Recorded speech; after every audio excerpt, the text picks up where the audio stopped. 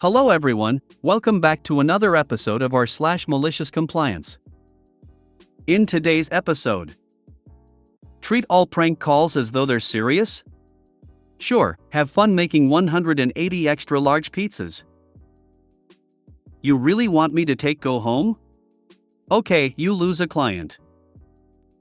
Don't order items not on the menu. Before we get started, make sure to subscribe so you will never miss a video. So let's get started. Treat all prank calls as though they're serious? Sure, have fun making 180 extra large pizzas. I work in a major pizza delivery chain that has so far been unsuccessful in out-pizzaing the hut. Our store is in a college town, and everyone is bored as hell right now for obvious reasons. So we've gone from maybe one prank call a day to at least 3 to 5. Which isn't much but still really annoying with how much more business we've been getting, again for obvious reasons. The worst part is how uncreative and low effort most of them are.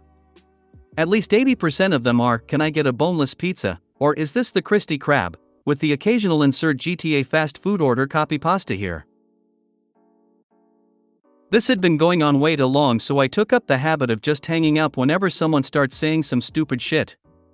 The boss wasn't too happy about this but didn't care enough to say anything until an incident where I hung up on someone who wanted that boneless pizza and he called back pissed because he actually wanted to order. So I get a stern talking to from boss man and he sends a message to the company's group chat app saying, "I know we've been getting more prank calls than usual, but please don't follow in certain people's footsteps and just hang up on them. Take the calls as seriously as possible. If they order something we can't make, calmly explain it to them and offer them something we do actually sell. We want to try to make money off of them even if they're acting dumb." So the very next call is where the fun starts. "Thank you for calling, what can I get you?" "I'm so hungry, can I get an extra large pizza with triple every topping?" "I'm sorry ma'am, we can only go up to one extra and double each topping." Okay then. "Can I get 20 XLs of each meat y'all have?" So like 20 pepperoni, 20 sausage, etc. These people are obviously high as hell and giggling in the background the whole time. "Sure, give me a sec to ring it all up." Okay, so that's 180 pizzas, the total will be $1,000, don't remember the actual price but close enough, and it'll take about 3 hours. "Awesome, thanks. We'll pay with a check when we get their dial tone." So I place the order, and not 30 seconds later I hear, "What the actual fuck?" from the boss and he runs to the computer. "How are they paying for this?" he asks me. "They said with a check, we do still take checks for orders over $200, right?" They can't have been serious, was this a prank call? "Not sure boss, you said take all calls seriously." He just grumbles and picks up the phone and calls the customer, and all I hear is super loud laughter as he hangs up. Meanwhile, other employees have started actually making the ridiculous order, not noticing anything weird about it. So by the time the boss finishes the call and cancels the order on the computer, there are already 5 XL pepperoni pizzas in the oven. So we got free dinner for everyone working that night, as well as another message in the group chat app simply saying, "In regards to my last message, please just use good judgment when taking orders." What a absolute snot, starting a real call with something stupid and then having the audacity to be upset that they were hung up on. Plot twist, they probably weren't planning to order until OP hung up on them, then they decided to get OP in trouble. When we were hungry and broke, we'd text our friends and ask them to call in an order and never pick it up. It would sit under the lights for a while first, but we'd get free pizza. As someone who's worked at a major chain, who still takes any form of payment other than credit for orders of more than 5 pizzas? You take payment before you even start big orders. Y'all can read the name of the subreddit, right? If you were expecting a story about me working together with the manager for a wholesome and positive result, you're definitely in the wrong place. You really want me to go home? Okay, you lose a client. So this is a funny story where I know I wasn't exactly in the right, but it was still malicious compliance. So I'm a software engineer. And I'm a gal. So as you can imagine, I'm always either the only, or one of very very few non-males in the team. This MC is from a previous job of mine. I was the primary SWE, software engineer, on a project. One random Wednesday, yes I remember the day of the week, we had a meeting scheduled with the client. This was a large company and the client was in a different country, so the meeting was scheduled virtually. Now if you know anything about me, I'm a bit of a promiscuous gal and I guess this day I was being a bit silly and wore a dress that was a teeny tiny but too short. At lunch I was told by my manager that someone had complained and I needed to go home and change. I knew I was wrong and immediately apologized, but I brought up the meeting I had coming up. Now as per company policy, we could not take any company equipment home unless we were the scheduled on call, or unless we had permission. I could not take this call from home without the company laptop. I needed to demo something, and I knew none of the other engineers on my team could manage the demo. Yes, they knew how it worked, but no one knew it as well as me and they had to refer to manuals to do the demo and answer questions, which is not a great presentation for the client. So I offered two options. I get to take the company laptop home for the night. I sit in one of the conference rooms for the next hour and a half and then join the meeting from that room. I was told neither was an option. I either had to go home and then return after changing, or go home and join in the call via a telephone and let a teammate present. I presented my arguments and my manager then told me that I should change and come back. There's no ways I was doing that, mainly because it would take too long. I made that clear. So he offered that I could take the next off out of my unlimited medical leave if I came back because he knew how important the client was. I once again suggested I take the company laptop home. I had done it multiple times when I was on call, so it wasn't a trust issue. He said no, that's only when you cannot take a call from the office. I gave one more shot to explaining that even if I went home and left right away I would miss most of the call, but he did not care. He said he would take care of the call until I reached. I said okay and put in the next day off along with an email confirming what we had discussed and then headed home. I obviously was not in a rush.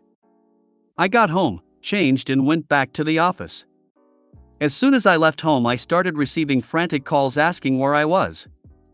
I explained that it would take me 45 minutes to reach the office if traffic allowed and they should start the call.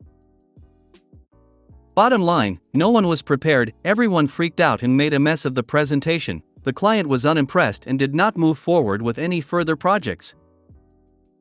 So yes, I messed up. But I was willing to make up for it. He did not listen to me and chose to dismiss my statements, so I did exactly what he wanted. Could I have stopped at a mall 5 minutes away and picked up leggings? Yes. Did I choose to follow his instructions by the letter? Yes. Edit, I cannot reply to so many comments, so thank you everyone for your comments. I want to clarify that the problem was not with my outfit being too short for the meeting. If the meeting had happened before the complaint reached my manager, I'd have gone home and taken the L on the half day. But the problem came because I had to attend the meeting and they had to enforce their punishment on me. I forgot to put the outcome. The manager did try to blame me, but I simply reminded him that I had told him about the issue and emailed him the discussion of our meeting. I had explicitly told him this would happen if he sent me home to change, but he said he would handle it. He wasn't that bad of a person to say that didn't happen, so he simply used that to make our lives harder about everyone being fully involved in all projects, which meant a lot more meetings and a lot less work getting done, so I quit not much longer and I know multiple others did because it was affecting bonuses too. So your dress was too short for a virtual meeting where mostly only your face would be visible to the client, and rather than them just sucking it up for a day they lost a client because they sent away the one person who actually knew what was going on. I get that dress code is a thing at offices, but if this client was so important, then I think they could have just left it at come back tomorrow with appropriate clothing instead of leave and come back. Well done on the MC, their fault for not being prepared. Exactly. I accepted my mistake and that's why I was willing to sit in a conference room so I wouldn't bother anyone with my short dress. It wasn't that the dress was too short for the meeting, they just said it was too short as per policy. And this is why managers should not have direct reports in engineering. A lead or principal engineer should work with a manager, but should never be subordinated to one.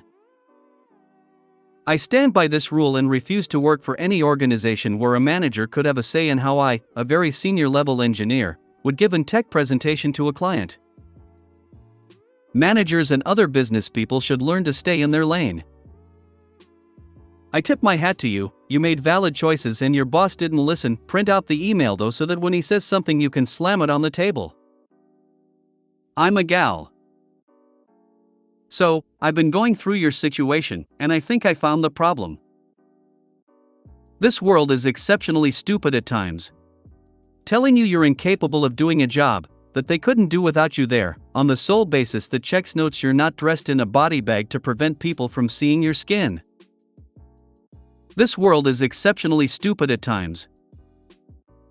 When the company policies care more about looks than brains. Don't order items not on the menu.